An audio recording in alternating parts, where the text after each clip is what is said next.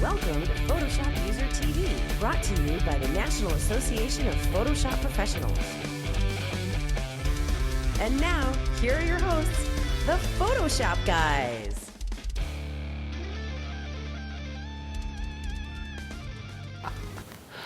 Hi everyone, welcome back to Photoshop User TV. We are back. We are brought to you by the National Association of Photoshop Professionals, the people who bring you that magazine right there. There we go. Fabulous feature.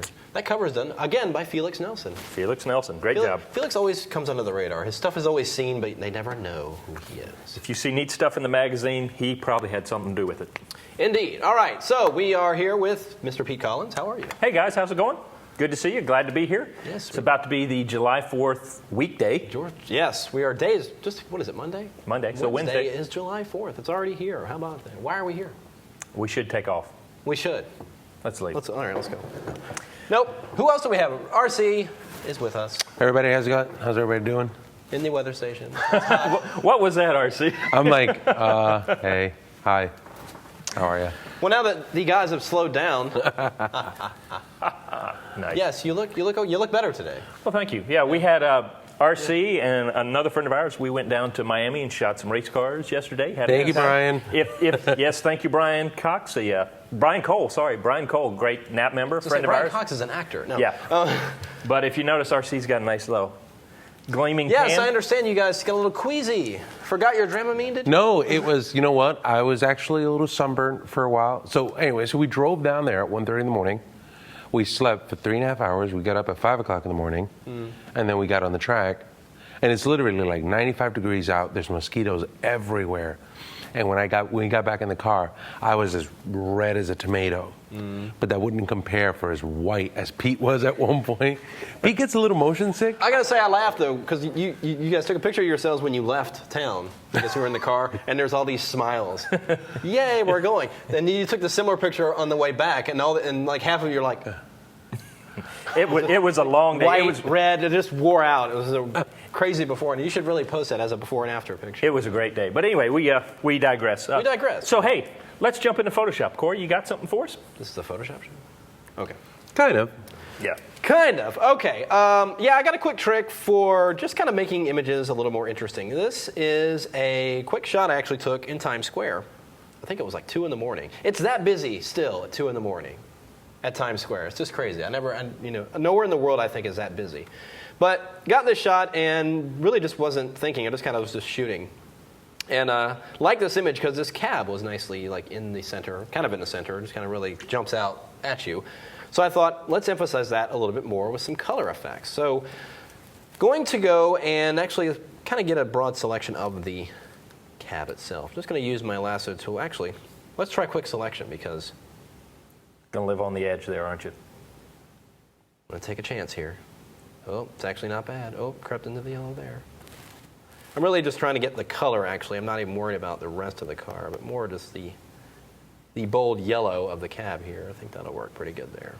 Well, Okay. the great thing is a lot of people may forget this, but if you over-grab something, just use your Alt key and maybe make your Yeah, you can brush zoom tip a little minus and smaller, and just you add can it. subtract stuff out. Take stuff out that you accidentally picked up there, like this little part of the cab here. Don't need that. There we go. So, okay. So that, I'm going to just copy that to a new layer. Just press Command J, and it brings that colored area into there. And I'm actually going to go and select a little bit more than that. You know why? Because I can.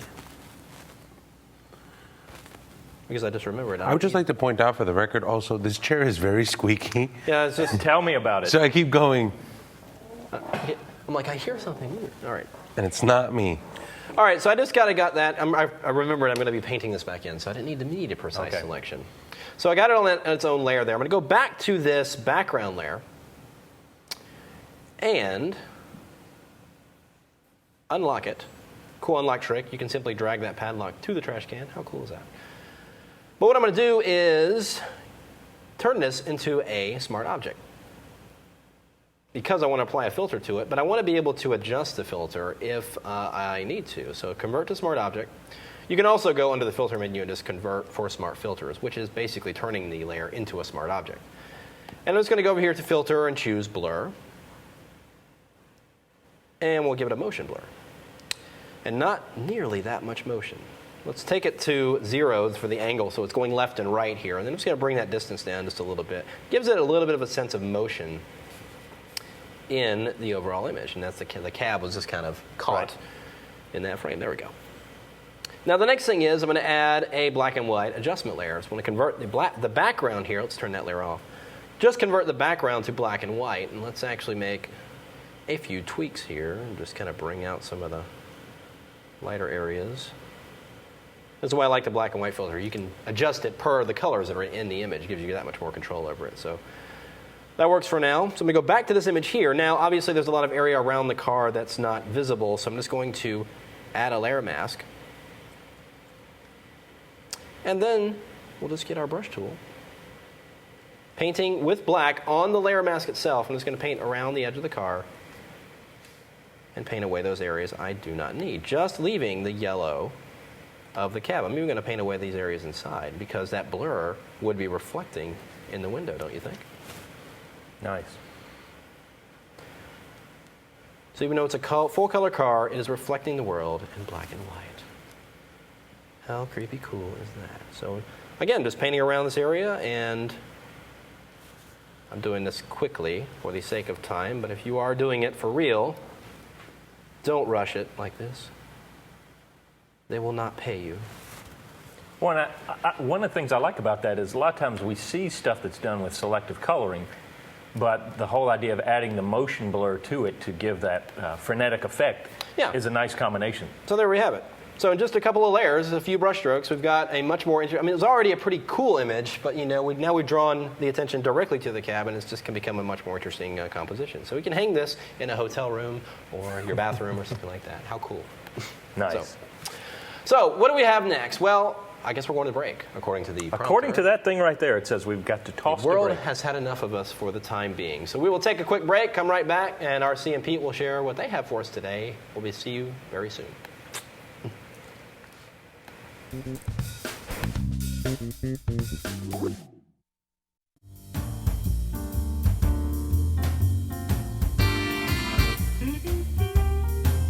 Hi, my name's Dave Black.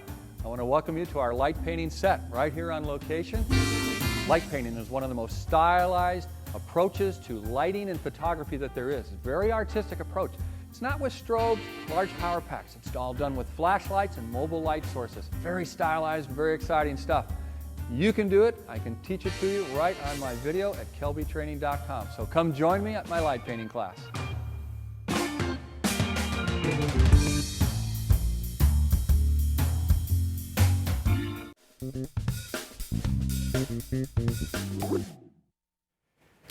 Well, we are back, and I have to say, we just saw that promo for Dave Black's class on Kelby Training. That light painting, pretty sweet Pretty stuff. cool. Dave Black is a master of light of painting, course. and he's done some incredible work all over the place. If you haven't seen his Arlington National Cemetery stuff, that is amazing. But he's doing a class on illuminating models with light painting, and definitely a phenomenal class to check out. And not to mention, he also is an instructor at Photoshop World, which, by the way, is coming up this September. That was a beautiful segue, Corey. I love that, didn't it? That was beautiful. Had to fit that in there. But be sure to check out PhotoshopWorld.com. Dave Black, as well as all of us, and Scott and Matt, and all the rest of Photoshop World. Information is on there. We'll be at Mandalay Bay, what is it, September 5th through the 7th. 5th through the 7th. So be sure and check that out. We've got a lot of cool stuff. We've got a great new promo video that you can check out there that's going to show you kind of the ins and outs of it. So if you haven't seen it, go there, check out the promo video. It'll make you want to show up. This shows you really how fun it is, and how fun it is to learn. 3 days of just crazy learning. All right, so moving on, who do we have? Pete has got a featured tutorials for us today. I have a featured tutorial for you, so that means that... Everybody stop what you're doing. I'm doing a feature. And what I wanted to do today was I wanted to give you a little bit of a tutorial, a tip on how to use the Liquify tool, because it's gotten improved with CS6, but I wanted to let you know, for those of you that kind of aren't sure how Liquify works real well, I want to give you a way that you could practice and see the characteristics of the Liquify tool so that it would make sense in your head when you have a project that you need to change something, you'll understand how the tool works a little bit better. So what I'm going to do is I simply went to my rectangular marquee tool, and I'm just going to make a few bars, and I'm going to hold my shift key down so I can make several of them. I'm just dragging across. And what I'm going to do is use these as lines to represent what's going on when the Liquify tool hits it. Now I'm simply going to do Option Delete to fill that with my foreground color, and I'm going to hit Command D or Control D to deselect. Now I've got this whole strip of black bars going across this, and that's going to be my, my test for my Liquify tool. If I come up to the filter and I go to Liquify, it's going to open up the new real-time Liquify tool panel, and it's no longer where you make a brush stroke and then have to wait for everything to work out. Everything goes in real time. Which is what turned off to a lot of people. Oh yeah, it was just too clunky before, and they've streamlined it. It's beautiful, takes advantage of the graphics engine. And the thing you want to realize is that oftentimes with Liquify, you want to create a brush that's a lot bigger than the area you want to affect. And what I'm going to show you is there are two ways to use the Liquify tool. Most people are used to using a tool where the crosshair in the middle is going to be where you want to place your tool and start to drag. If I do that right here, look what happens to the lines. As I bring it down, it grabs everything and it kind of applies the smear across the lines differently. Well, that's good if that's the effect I want, but most of the time when you're using Liquify tool, you might want to be tucking in a chin or tweaking something. You want to give it a subtle effect, but you want to apply it in a more natural looking way. If you take and move your brush up to where just the edge is starting to hit the line, and you're actually taking the center of your brush way off of where you want it to impact, now if I start to draw down, you'll see that it starts to smush in and gives a whole different effect. Now I'm creating a bump inward that's kind of compressing the matter in there, or the lines. And oftentimes, let's say you're trying to tuck in a neck or something, you want to compress that stuff instead of accentuating it. And so here we have over here, it really kind of gave you extra lines right here that may show up and be kind of funky if you're wanting to smear something. Whereas if you start on the outside and just start bumping in slowly, you're going to get a better response. And so, bless you, RC. Thank you. And so if you do that, you can now see the difference in how it interacts. And if I just undo this real quickly, for a graphic designer, this may be something that you want to come in and you want to do the Liquify tool to create some great shapes. It helps if I get on that layer.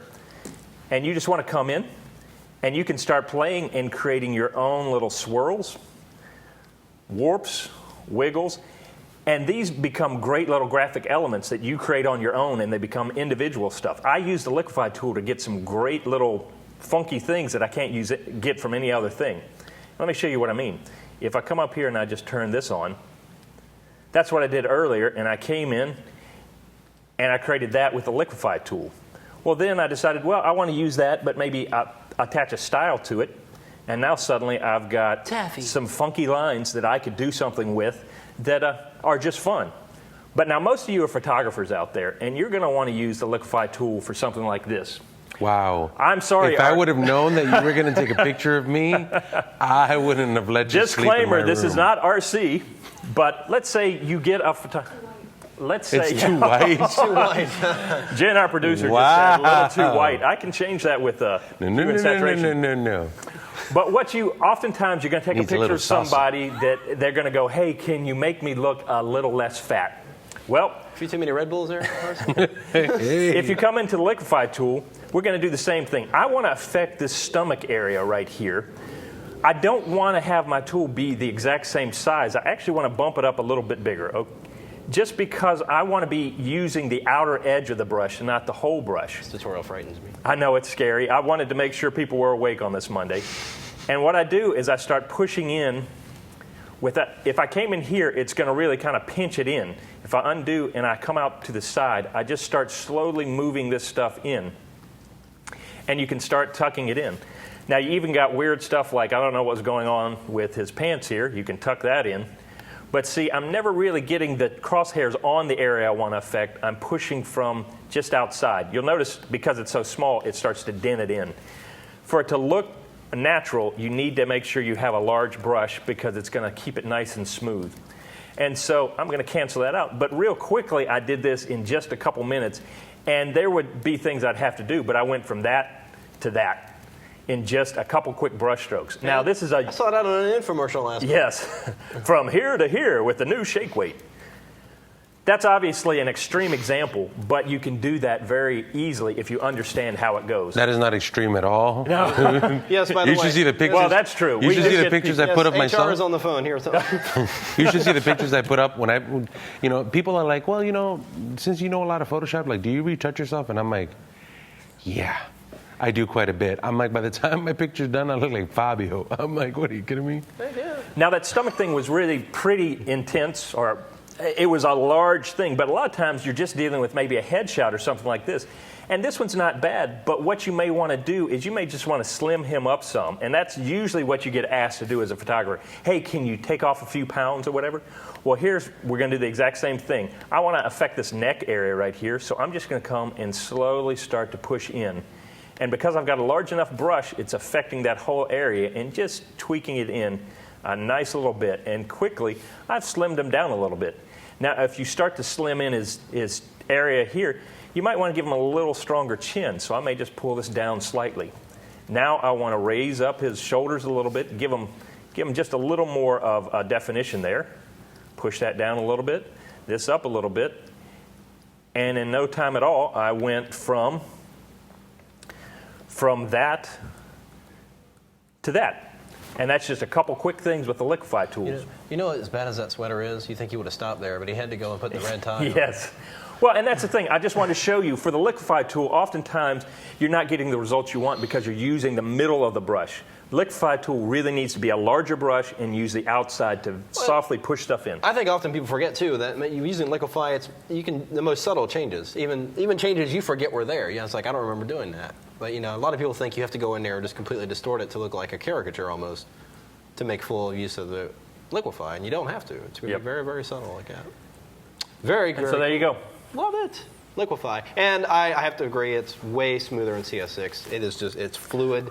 It doesn't even matter what size photo it is. You can just have a high-res raw image, and it will just be as fluid as as a very low-res image. Though it's definitely much improved. Well, and we love CS6 for a lot of things, but if somebody who has to work in Photoshop day in and day out, just the speed enhancements alone make it worthwhile. If you're out there and having to use it on a daily basis, it's worth it to invest in the CS6. And now with the cloud feature, it's a lot easier.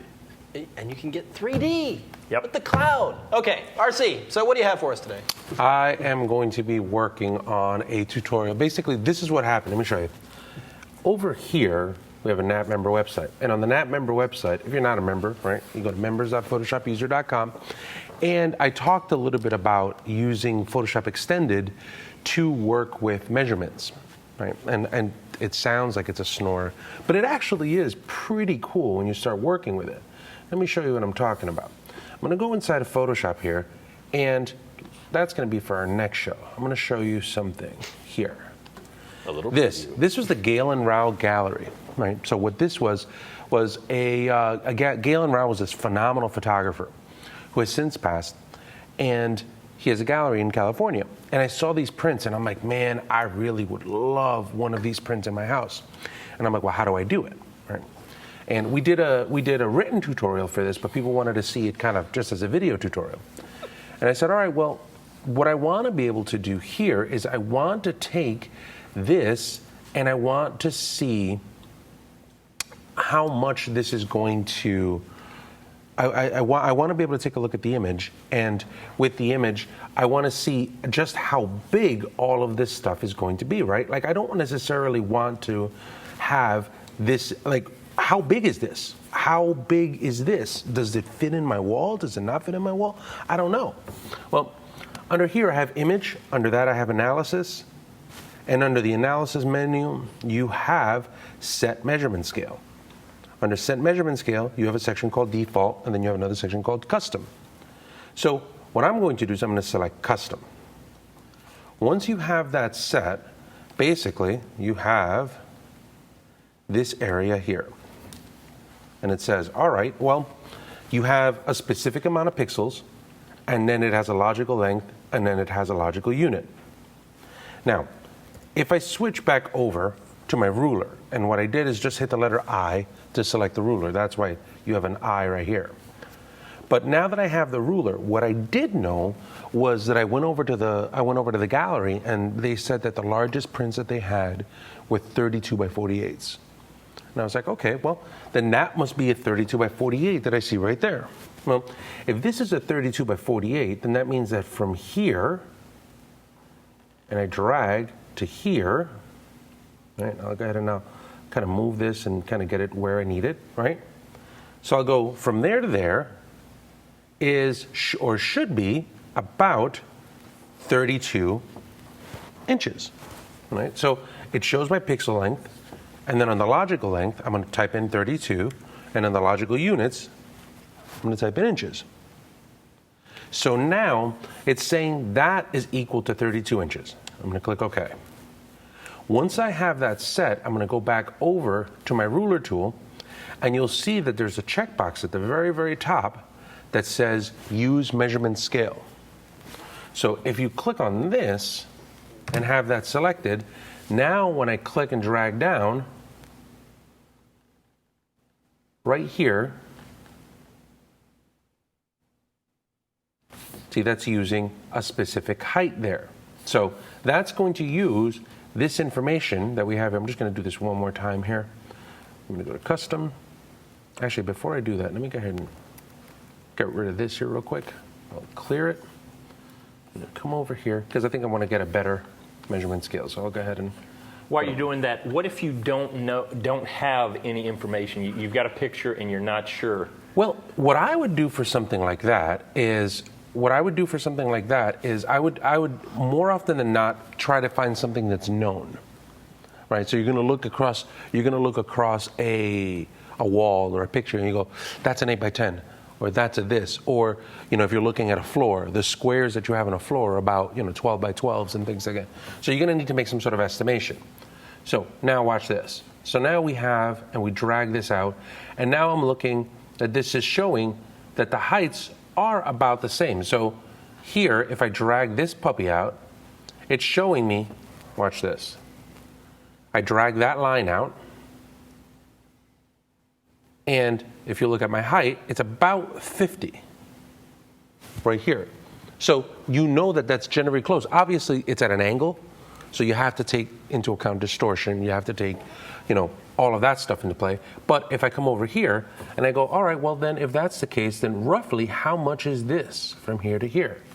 Well, roughly that is about, about 3 inches high. And then I go, all right, well if that's about 3 inches high, then overall, this is a specific height. All right, well that looks like it's the better part of 60 inches. So that lets me check out stuff. Now, well, if the inside's 52 and that's 3 inches for the matting, then that means 2 inches for each side of the frame. Right. So now here, this is my house, right? So we just bought the house. We got to get it outfitted. We don't have any pictures. But what we do know is that I have a 10-foot high ceiling. And I know that I have a 14-foot high wall.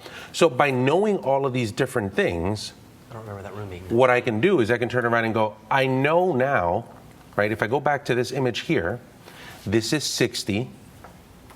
I know this over here is about 46. So let's just assume that we have a 46 by 60 for a square, If I come back over here, I can measure this out, right? So what I'll do is I'll come back over, I'll go to my set measurement scale, and I'll say that from here to here is 14. So what's 12 times 14? The 12 times 12. Well, actually, here, I'll give you the easier. 144. Here, I'll give you the easier one. 168. 168. Here, I'm just going to do this. I'll give you this one. From here to here. Did you really just guess that? No. Did you really just guess that? That should be right. Watch this. Set measurement scale. I'm going to go over here. Yeah, you're right.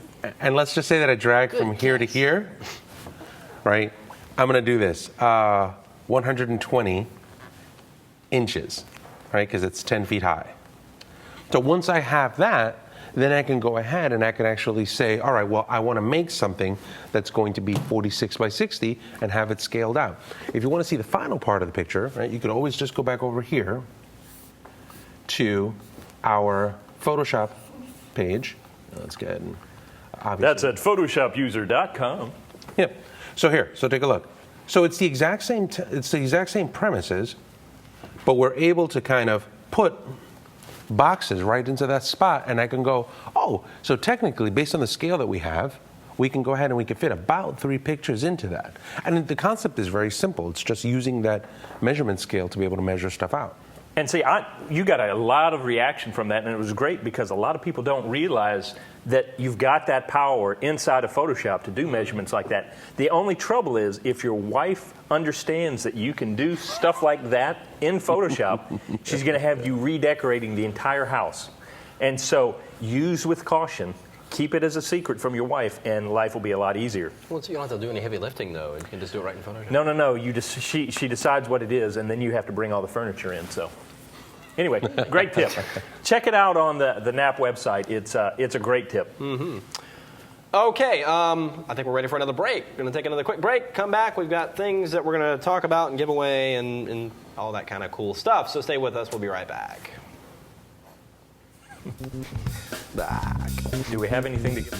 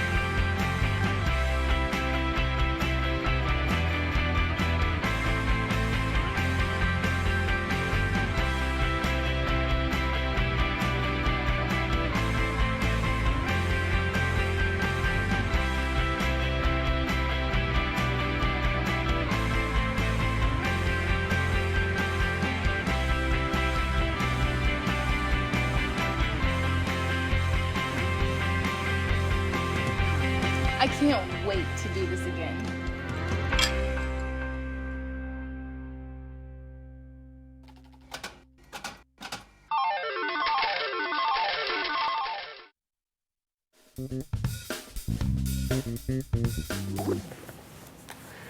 So you heard us mention it earlier, but there you just saw the new PhotoshopWorld Promo. You can really see how cool and how fun it is out there. That was really cool. Yeah.